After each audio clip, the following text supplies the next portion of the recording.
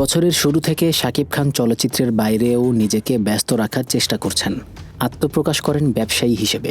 ক্রিকেটের অঙ্গনেও তিনি যুক্ত হতে যাচ্ছেন। বাংলাদেশ প্রিমিয়ার লিগে একটি দল কিনেছেন। কোনোভাবে বিষয়টি নিশ্চিত হওয়া যাচ্ছিল না। যুক্তরাষ্ট্র থেকে 2 মাস পর দেশে ফিরেই সে বিষয়ে জানালেন দেশের চলচ্চিত্রের সবচেয়ে বড় তারকা নিজে। গতকাল সন্ধ্যায় আনুষ্ঠানিকভাবে শাকিব খান জানালেন বিপিএলে তার দল থাকছে, নাম ঢাকা ক্যাপিটালস। এদিকে গত 28 সেপ্টেম্বর শাকিব খানের ভেরিফাইড ফেসবুক পেজে বিপিএল নিয়ে একটা পোস্ট করা হয়। একটি স্থির চিত্র পোস্ট করে ক্যাপশনে লেখা হয়, বিপিএল 11তম আসরে ঢাকা টিমের জন্য আসছে এক বিশাল চমক। কিন্তু টিমের নাম কি হবে? আপনার পছন্দের সেরা নামের আইডিয়াটি কমেন্টে জানান আর জিতে নিন আকর্ষণীয় পুরস্কার।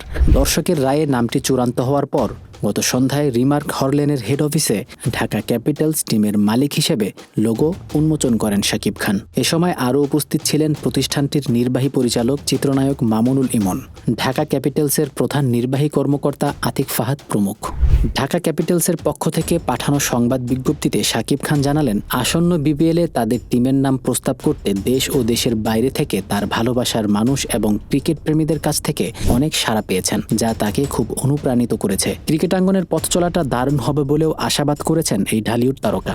ইন্ডিয়ান প্রিমিয়ার লিগে শাহরুখ খান, প্রীতি জিন্তা, জুহি চাওয়া, শিল্পা শেঠির মতো তারকাদের বিভিন্ন দলের মালিকানা দেখা গেছে। এবার বাংলাদেশেও সে চিত্র দেখা যাবে। শাহরুখ খানের দেখানো পথটাই যেন বেছে নিলেন বাংলাদেশের কিং খান শাকিব খান। আসন্ন 11তম বিপিএলের আসরে ক্রিকেট টিম কিনলেন শাকিব খান। বিষয়টি ক্রিকেট প্রেমী ও ক্রিকেট সংশ্লিষ্ট ব্যক্তিরাও বেশ ইতিবাচকভাবেই নিয়েছেন।